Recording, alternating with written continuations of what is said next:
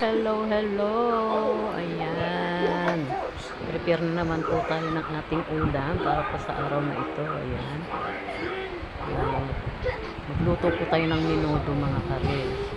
Wala nga lang tayong atay na. Meron tayo lang pork. Ayan. Meron tayo dito patatas at carrots. Meron din tayong bell pepper na pula at green. Siyempre po ang ating bawang at sibuyas saka ang pampalasa hindi mawawala. Ito po ang ating reno at ang ating tomato sauce. Ayan. Bago po tayo mag-umpisa magluto, paki-follow, like and share po ang ating video and pa-subscribe na rin po. Ayan. Siyempre kailangan ipakita ang face ng girl. Ganda-ganda po ng aling ito. Sino kaya ito? Ayan, nakapagpainit na po ako ng ating kawali. Nilagyan ko na rin po siya ng mantika. Ayan, mainit na. Salang na natin ang ating bawang. Ayan.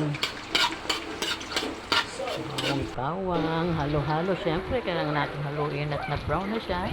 Sunod ko na ang ating sibuyas. Sabihin natin ang ating sibuyas. Saka po natin isunod ang ating pork. Medyo yelo pa po yan. Tagal natin nakababad na. Bilang isang oras na po yata nakababad sa tubig. Medyo yelo pa rin. Papasok po yung ating isang alaga para makapagbaon. Ayan. Luto ko na siya. Ayan. Nilagyan ko po siya ng tubig para po pakuluan ko po muna siya ng kaunti sa tubig bago po siya timplahan. Para po mas lumambot ang ating pork. Siyempre, sasabay ko na po sa pagpapakulo ang ating carrots at patatas.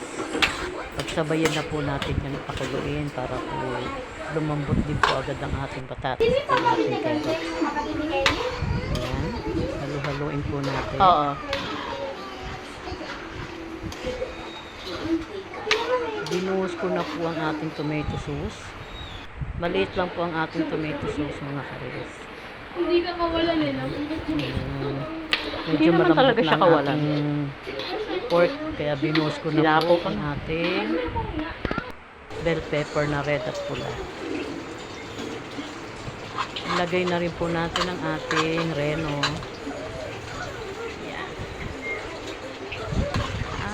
Medyo mainit po siya.